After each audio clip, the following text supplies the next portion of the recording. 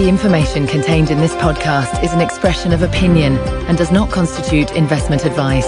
This is the Gold Money Podcast with Andy Duncan, keeping you up to date with expert opinion on precious metals and the markets.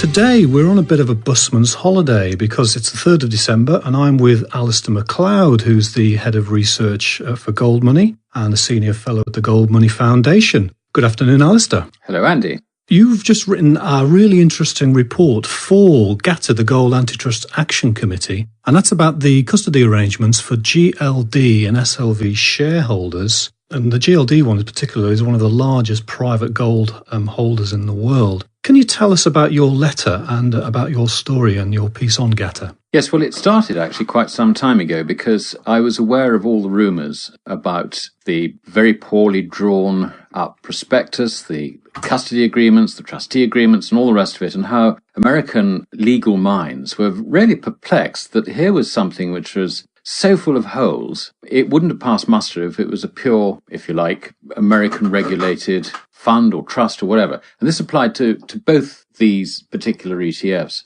I looked at the prospectuses and I thought, this is actually quite normal for the wording in English law for something which is cross-jurisdictional. But what it does need is it needs to be able to rely on all the parties, you know, the promoter, the trustee, the custodian, the administrator or the manager, as he would be known contractually, actually being properly regulated by a regulator. And that is really the guarantee that you have. Yeah. But of course, this is a different approach, presumably, from the one that the Americans understand. I'm not conversant with American securities law, I would hasten to add.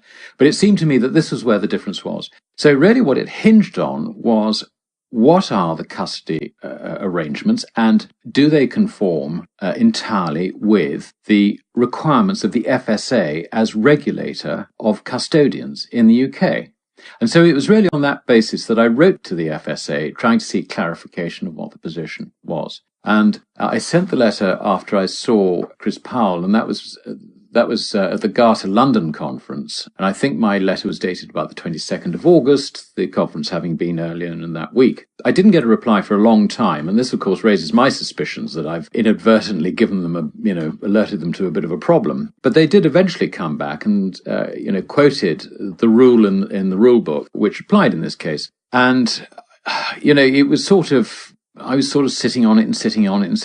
And then eventually I saw that they had changed the prospectus, or rather GLD had changed the prospectus. And what they said in the new clause under risk factors was, effectively, we're not regulated by the FSA, but we basically comply with the good practices of the London bullion market. So that to me was a fundamental change in the security of the assets of the shareholders in GLD and SLV. The fact that it's regulated in a market which is not a regulated market, but is a professional market open to professionals only. They do not have the protection of the SFA. So that to me, I felt was actually quite an important point. And I think, whether it matters or not, I honestly don't know. But it seemed to me that it was sensible that the shareholders in GLD and SLV should be made aware of this fact rather than have it just tucked away in the body of a prospectus with no attention drawn to it, which I think actually is a failing of those two ETFs. Just to help our listeners who don't fully understand how an ETF works, can you just briefly explain to us what an ETF is, its kind of structure? Yes.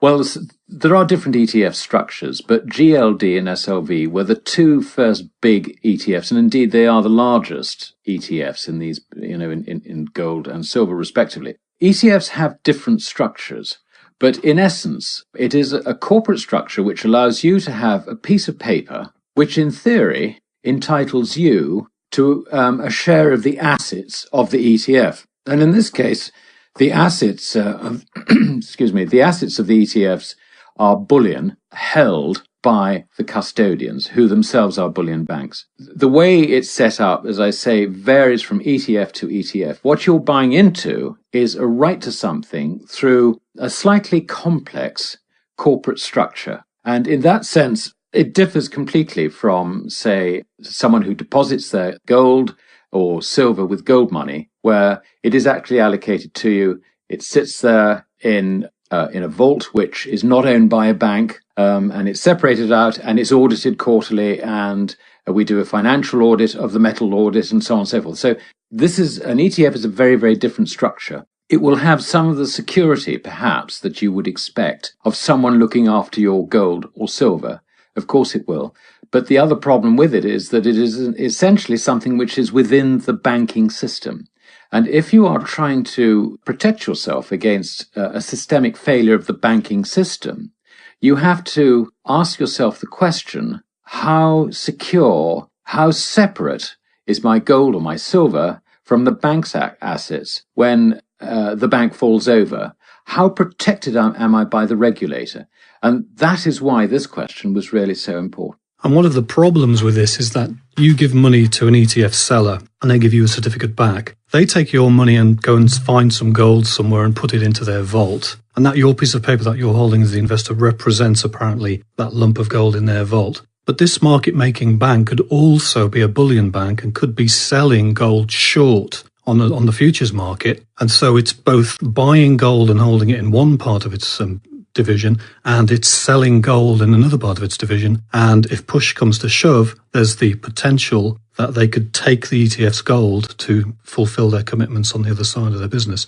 Is that the problem? Fundamentally, you're absolutely right. It is a conflict of interest. It's a fundamental conflict of interest. And the only protection that you really have is proper regulation. The Chinese walls, if I can use a term which seems to have dropped into disuse, the Chinese walls within the bank, where, between its trading operation, its custody operation, its lending operations, where gold may be made available as collateral for something else, hypothecated, rehypothecated, and so on and so forth. I mean, you have got to be absolutely comfortable that the bank does segregate out your property from its own property. And you have to be absolutely comfortable that if circumstances change for that bank, then that is still true. The fundamental reason why it is so important to have this separation is the conflicts of interest within these very, very large banks are extremely important. And, you just need that protection. They are so conflicted, it's not true. Now, most people buying into an ETF which has a custodian in the UK may have assumed that they had this FSA protection. But the line in your article which really caught my attention was the custody operations of the custodian are not subject to specific governmental regulatory supervision. So now we're on to the good practices of the LBMA. What's wrong with the good practices of the LBMA? I honestly don't know, because I've never worked in a bullion bank dealing in gold or silver on the London bullion market. I don't know the answer. All I do know is that it is a market which is set up for the participants in it who are all professional bullion banks, large dealers in gold, people who do not need the protection of a proper regulator. So it is that proper protection that is not being offered to the shareholders of SLV and GLD. So we've moved from this FSA protection then to this thing called NIPS, which is non-investment products. Now that's regulated by the Bank of England. So aren't we still sort of being protected by the Bank of England rather than the FSA? Well, that's an interesting one, because here again, I would say that the Bank of England could well be conflicted, because there is evidence that particularly the Fed and the Bank of England, possibly, maybe one or two other banks, have been leasing gold, not only their gold, but perhaps gold they've held in sight accounts for other central banks. They've been leasing gold into the market to try and keep the price under what they might deem control. So you do have a conflict here. If things start going horribly wrong, if you like, the top regulator, and the Bank of England aren't really a regulator in the direct sense. What they're doing is they're overseeing a market rather than regulating it. Again, here you will have the Bank of England conflicted in this, and you begin to think, well, hold on, is this safe? I mean, layer after layer of conflict. It's layer after layer of conflict, and opportunity, let's put it that way. Here's the $64 million question then. ETFs are probably okay for people who are trading on a day-to-day basis. Their pieces of paper go up and down along with the price of gold, so you can short them, you can do put and call options on them, and you can play around with them to make money that way. But what you're saying is that for the reason you're holding gold, perhaps, is you're worried about the banking system collapsing. So if you want to buy gold to protect yourself, the last place you want to keep it is inside an ETF inside the banking system. Exactly. That is entirely my view. ETFs are very, very good vehicles to buy and sell gold if you want to invest. And by definition, investor is someone who buys something with a view to selling it. So, you're not interested as an investor in, the potential for systemic failure. You might have that in the back of your mind, but essentially what you're doing is you are thinking, I want to buy silver today at $33.50, and I look forward to selling it at $40 or $45 on a 6-month time frame. Whatever it is you have in mind, then an ETF is fine on that simplistic level. If, on the other hand, as you rightly say, you are worried about systemic risk and you think, I need to protect myself in the case of systemic risk, I need to protect myself in the case of a currency maybe losing its value, which in these days of QE and all the rest of it, and Europe falling over and Japan beginning to look like that might implode financially, is actually a severe risk, then you are not going to protect yourself by having your money in ETFs, because it's all tied in with the system. You want to escape the system. And so essentially, I think you either have money not in a safe deposit box, because again, that's in a bank, but you can bury it in the garden at home, or you can use someone like GoldMoney, which specifically stores bullion outside the banking system. Can you just clarify something for me? You just mentioned the Bank of England and other banks leasing out Austrian and German government gold and so on. Do the ETF market makers lease some of that gold and put that inside the ETF as encumbered gold? So if there is a systemic collapse, the Bank of England will claim that gold inside the bullion bank's ETF. Is that possible? That's a very good question. I personally think not, but all I can do is express an opinion on this because I don't really know the answer to this. To my knowledge, it hasn't really been tested. The point about gold is it's fungible. So it's rather like saying, I've got a £10 note in my pocket. I give it to you. I don't expect necessarily that £10, that particular note back. I expect another £10 or 2 fivers or whatever. So its fungibility basically means that it works on a basis where it is exchangeable, completely exchangeable. But having said that, we've got this odd thing that each bar is separately identified and can be identified. Now, I don't know what the terms of leasing agreement between, say, the Bank of England and a bullion bank is, whether they turn around and say, we actually want these specific bars back. I suspect not. But in any event, what happens with a leasing agreement, or what's happened in the past, is that the bullion is leased off the central bank. The bullion is then sold into the market. The cash in the old carry trade back in the 80s and 90s was then invested in government securities, short-term bills maybe, if it's a 6-month lease. So, you're paying something like 0.5 or 0.6% for your gold, and you're picking up, in those days, in the sort of 80s and 90s, you were picking up, say, 7-8% or something on a 6-month bill. I mean, it's wonderful. And of course, the central bank loved it because it helped fund the government deficit of the day. And, lovely. But once the bullion has been sold into the market, how do you get it back? And in those days, when the price of bullion was low, this bullion basically disappeared and went into melt for jewelry and things like that. And quite a lot of it, we don't know how much because that's the nature of the beast, disappeared off into Asia, and particularly in those days, India. And in those days, it was probably smuggled. Also the Middle East, Turkey, places like that. So when it comes to getting the gold back, it's just not there. It's gone. and so we have a problem. Houston, we have a problem. I always have this image in the next James Bond film of him looking for a gold vault outside Abu Dhabi and not being able to find it because it's buried so far in the desert. Now, in one of my favourite James Bond films, Goldfinger, Ulrich Goldfinger is able to identify a gold bar from its stamped-on badge within half a second of James Bond presenting it to him on a golf green. Now, in your article, you say that full independent audits of ETFs are what is required to give confidence back to the marketplace. Do you think these full independent audits are likely? Well, GLD and SLV do a metal audit. I think I'm right in saying that it's once a year, but don't hold me to that. What they don't seem to do is to connect the metal audit with a financial audit. The financial auditors, it seems to me, and I must admit it is a little time since I looked at this because I've just been concentrating on the custody aspect of it.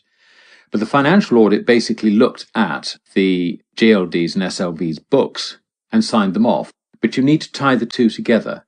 And I'm not sure that has been properly done. But it just seems to me that there is so much confusion over this. There is so much confusion in the market as to whether GLD's gold and SLV's silver has been used for other purposes.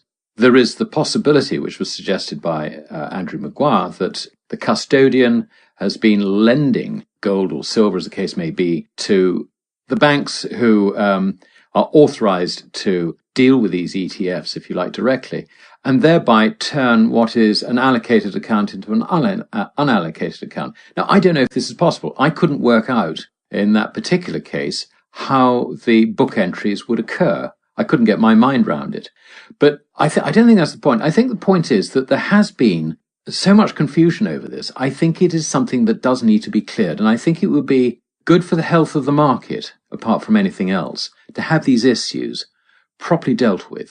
Now, I'm going to let you push our own book at GoldMoney and ask you this question. Do you think until these audits are done that people should just stay away from these ETFs? It's not for me to say, really.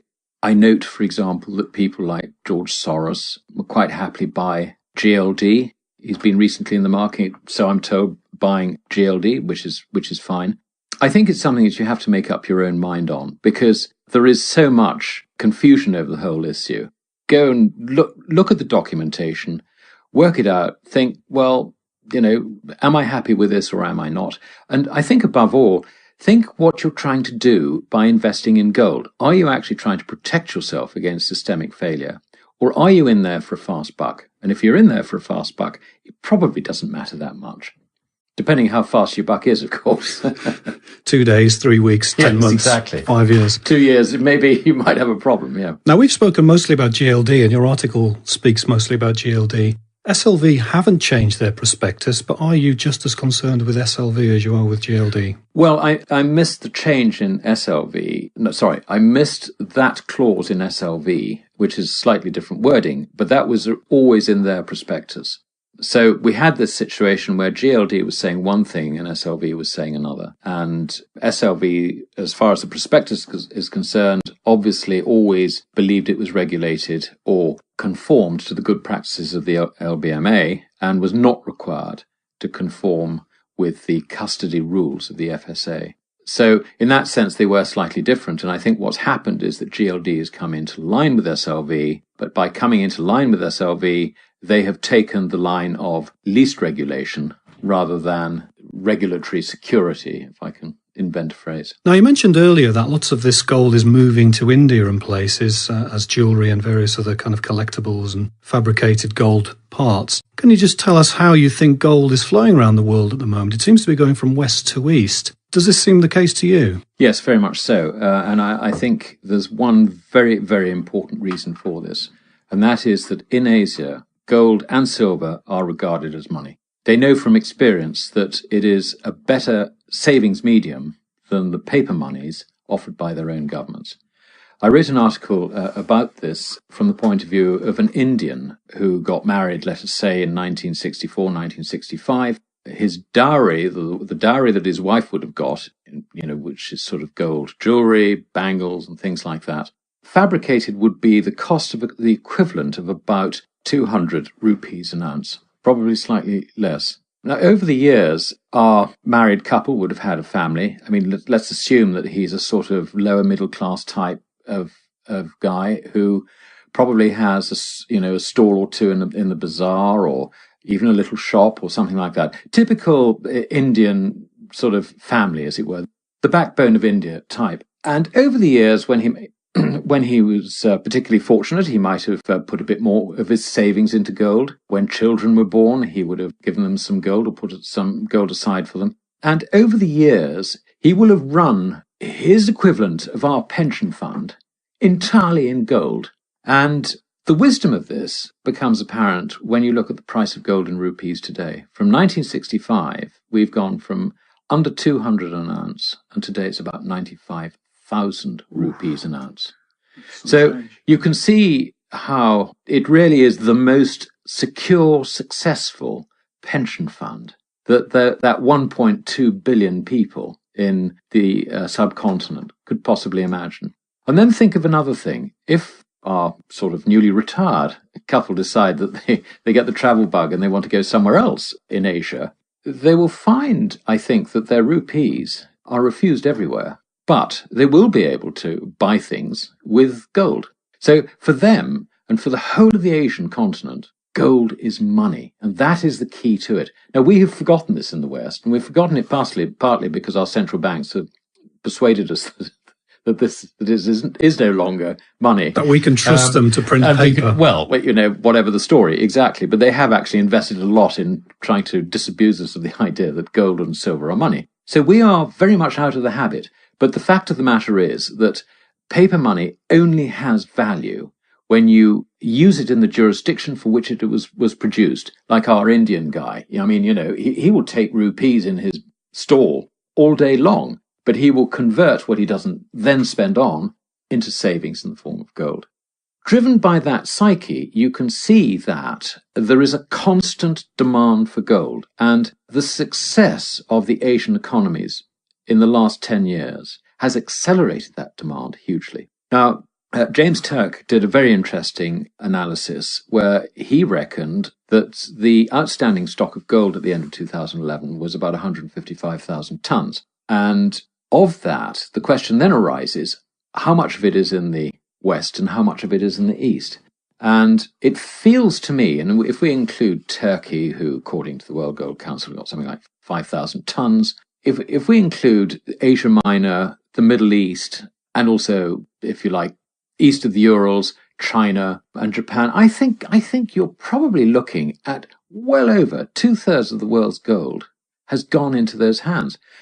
And importantly, if, as we suspect, the Western central banks have been selling into the market one way or the other over the years, the bulk of their stock, then we actually have very little left over here. So what you have seen, in effect, through the suppression of gold prices by the Western central banks, is a huge, great wealth shift from West to East. Now, that might not matter if paper currencies never collapse. But with what's going on in terms of systemic risk and all the rest of it, which I was referring to earlier, if paper currencies do collapse, then suddenly this does become very, very important.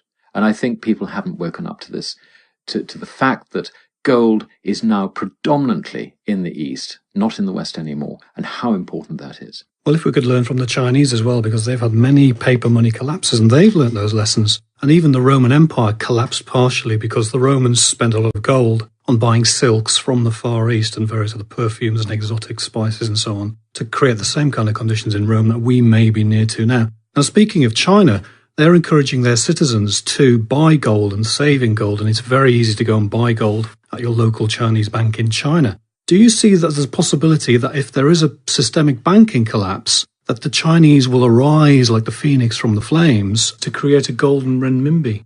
Quite how they will rise up like a phoenix from the ashes of a general paper money collapse, I don't know. But I think in general there has definitely been the policy of encouraging people to put their savings into gold to a degree.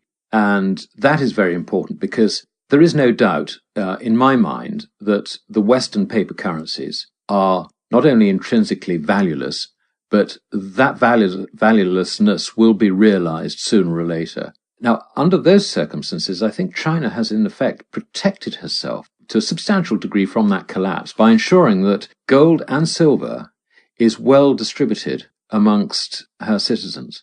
And it's very, very interesting because you would think that for a government and central bank which is keen to build its own gold and silver reserves, or particularly gold reserves, that they would not tolerate their own citizens being in the market buying gold against them. But that is not the case. They have allowed and progressively encouraged people to buy gold over the last 6 to 8 years, 8 years, I think. And that rather suggests to me that the Chinese government, if not the central bank, actually has a lot more gold than we really do think. I think it's quite possible they've got more gold than America has, than the US Treasury. Now, if that is the case, that does begin to make sense, that they feel that they would benefit in relative terms from a collapse of Western economies. And I think that's actually what it's all about. So a golden renminbi could be a possibility. Well, I don't know what happens with the renminbi, but, that is a paper currency. There is no convertibility of. And I suspect that in a very, very general sense, they will try and ensure that the renminbi doesn't collapse along with the dollar and maybe the yen. But how it is going to pan out in the future, I really don't know. And I think there is another aspect, and that is around Asia, the cross-border trade settlements. They want to get away from the dollar, and the gold actually becomes a very, very sensible way of getting away from the dollar. Because not many listeners will realize this, but every transaction that happens in Asia in dollars is reflected in a bank account back in New York. And that, I think, it gets up the noses of the powers that be in places like China. Well, in China, they're possibly consuming all of their own gold production and storing it in vaults in China. And they're possibly also as well taking out a lot of the central bank leased gold from the West. Now, what do you think of the problem of central banks in Europe and the West moving gold around between each other and leasing out each other's gold? Well, inevitably, it's rather like a game of musical chairs. At some stage, the music stops and then you all sort of run around trying to find a chair. Now, so far, Germany has lost out in this game.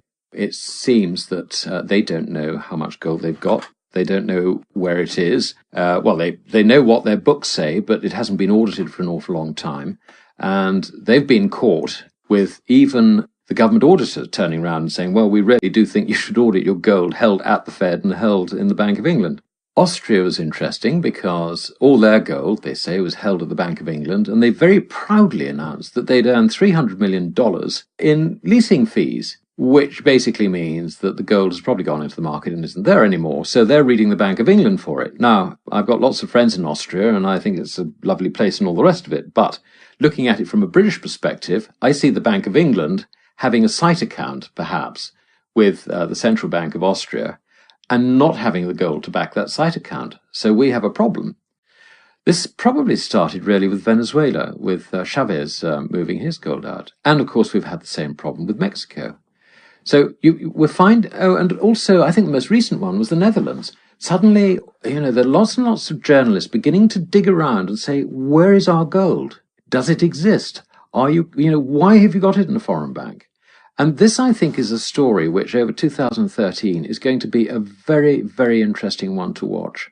I would follow that very closely because that could have a major impact on the price of gold. Do you think Britain could lose all of its gold if the Bank of England has to make good on its obligations and, say, give British gold to Austria to make up the difference? I wouldn't rule it out. But, you've got a problem, really, because the Central Bank of Austria, in that case, has to, they can't really turn around and say, we don't trust the Bank of England. And equally, the Bank of England is going to say, well, you've got to trust us that we've got some gold for you. Or that we can deliver on the promise. So we've got this sort of rather ridiculous problem, which I think the senior central bankers would just hope went away. But I have no doubt in my mind that it is the inevitable consequence of the US government trying, after the Nixon shock, to disassociate gold from all monetary affairs, all dollar monetary affairs completely. And they've done this by, first of all, they had a period of sales through the bull market in the late 1970s, none of which suppressed or kept the price of gold back. In fact, if anything, it stimulated demand. And then you've had this leasing where it's just sort of gradually gone out from the market, never to return. So we have a systemic shortage, and that is a real problem, and that is now coming to light as various central banks are being caught in the glare of publicity, trying to defend where their gold is, how much there is there, do they know what, have they audited it, and what evidence have they got to back up whatever they say. So I think it's a big, big story for 2013, I really do. Yeah, they're like a lot of rabbits terrified and a lot of very bright headlights. Absolutely, yes.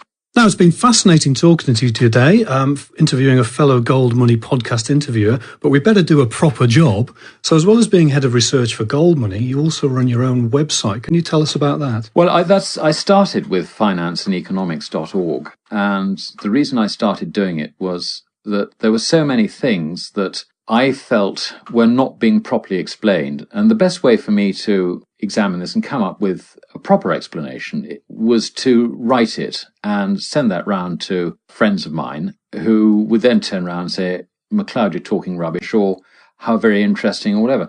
And so that's how it started. The discipline of being read by, people people that I've known in the city who are experts of one sort or another, who understand the financial system, who understand things like systemic risk. That I thought was a very, very good discipline for me. And it really sort of rather went from there. And eventually I was invited to write for GoldMoney. And my basic belief is that we should promote sound money. And gold and silver are very much in line with sound money because they are sound money. It's as simple as that. It is they are the money of society's choice, not government's choice. And government is not society. So really, the objectives of the GoldMoney Foundation and GoldMoney itself are entirely in accordance with how I see things should develop for our own security, if you like, financial and otherwise.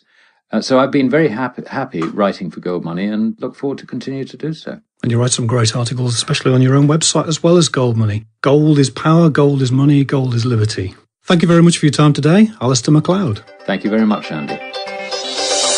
Subscribe to the GoldMoney newsletter at www.goldmoney.com to receive email updates on new articles, videos, and iTunes podcasts from our Gold Research section.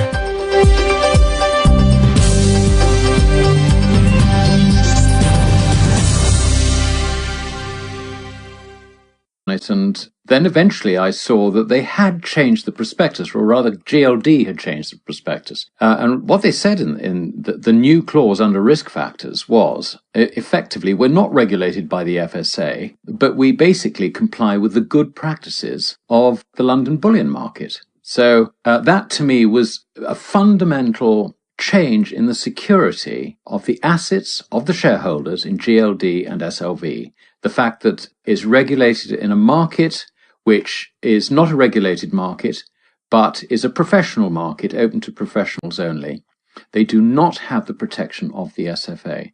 So that to me, I felt was actually quite an important point. And I think, this is actually quite normal for the wording in English law for something which is cross-jurisdictional. But what it does need is it needs to be able to rely on all the parties, the promoter, the trustee, the custodian, the administrator, or the manager, as he would be known contractually, actually being properly regulated by a regulator. And that is really the guarantee that you have. Yeah. But of course, this is a different approach, presumably, from the one that the Americans understand. I'm not conversant with American securities law, I would hasten to add. But it seemed to me that this was where the difference was. So really what it hinged on was, what are the custody arrangements, and do they...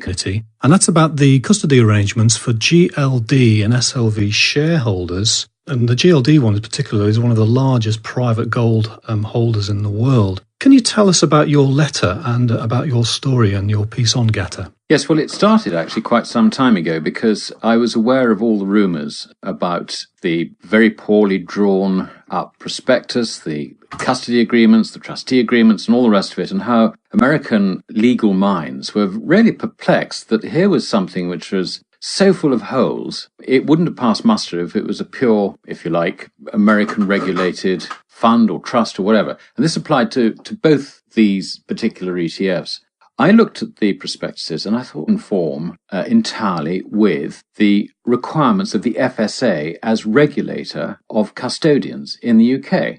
And so it was really on that basis that I wrote to the FSA trying to seek clarification of what the position was. And I sent the letter after I saw Chris Powell, and that was at the GATA London conference. And I think my letter was dated about the 22nd of August, the conference having been earlier in that week. I didn't get a reply for a long time, and this, of course, raises my suspicions that I've inadvertently given them alerted them to a bit of a problem. But they did eventually come back and, quoted the rule in the rule book, which applied in this case. And, it was I was sort of sitting on it and sitting on it and sitting on it.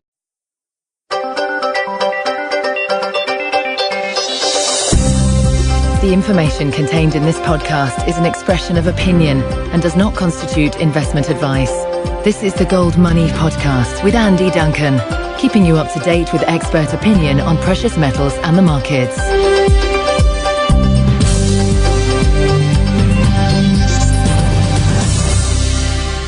Today we're on a bit of a busman's holiday because it's the 3rd of December and I'm with Alasdair Macleod, who's the head of research for GoldMoney and a senior fellow at the GoldMoney Foundation. Good afternoon, Alasdair. Hello, Andy. You've just written a really interesting report for GATA, the Gold Antitrust Action Committee.